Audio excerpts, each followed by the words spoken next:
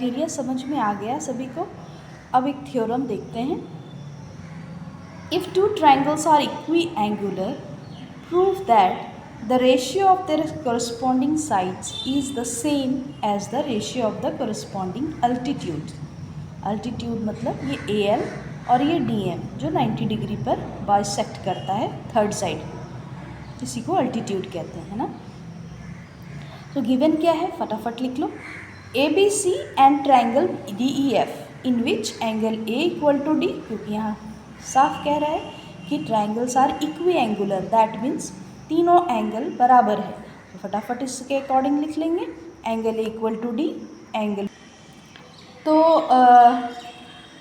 Given लिख लिया angle B equal to E, C equal to F and A L perpendicular to B C, D M perpendicular to E F. ये ऐसे लिख लेंगे हम given. अब टू प्रूफ क्या करना है वो भी लिखना। टू प्रूफ है prove that the ratio of their corresponding sides. Ratio of the corresponding side क्या हुआ, मतलब कि ये इसका B C equal to B C by E F, ये इसका करस्पॉन्डिंग बी सी और ई एफ इसका करस्पॉन्डिंग साइड हो गया, इक्वल टू अल्टीट्यूड का ये इक्वल है, मतलब A L by D M, है ना। Ratio of the corresponding side is same as the ratio of the corresponding altitude. Side जो है ये अल्टीट्यूड का बराबर है, ये प्रूफ करना है हमें। That is B C by E F equal to A L by D M, है ना। अब आगे प्रूफ कैसे करेंगे, तो सबसे पहले लिखोगे in triangle A B C and triangle D E F. इन दोनों ट्राइंगल को हम इक्वी एंगुलर तो दिया ही हुआ है, मतलब तीनों एंगल बराबर है ना। तो बहुत आसान है। जब अभी हमने क्राइटेरिया सीखा कि जब इक्वी एंगुलर होता है that is so easily we can say that तो triangle A B C and D F are equiangular. So easily अगर तीनों एंगल बराबर है, इक्वल है, तो एंगल क्राइटेरिया से ये प्रूफ हो गया कि triangle A B C similar to triangle D E F. By a side में आप लिख सकते हो बाई ए, ठीक है, ऐसे।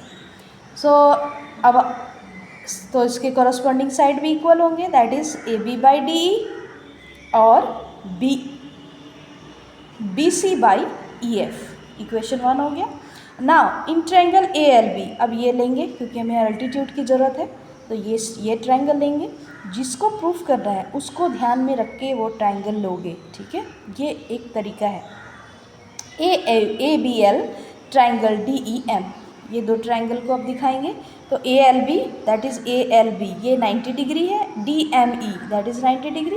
तो ऐसे भी लिख सकते हो angle A L B equal to angle D M E each 90 degree, ठीक है।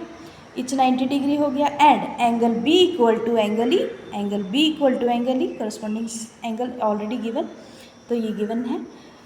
So therefore triangle A L B similar to triangle D M E by angle दो साइड दो एंगल मिले तो वो एंगल सिमिलैरिटी से प्रूफ हो गया। ये इक्वेशन 1 हो गया था, ये एंगल इक्वेशन 2 हुआ है, ठीक है।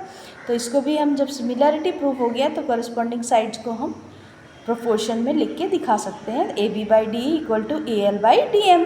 सो from equation 1 and 2 it is proved that B C by F equal to A L by D M. It is clear. बहुत आसान है, बस क्राइटेरिया अच्छे से समझ लो, ओके।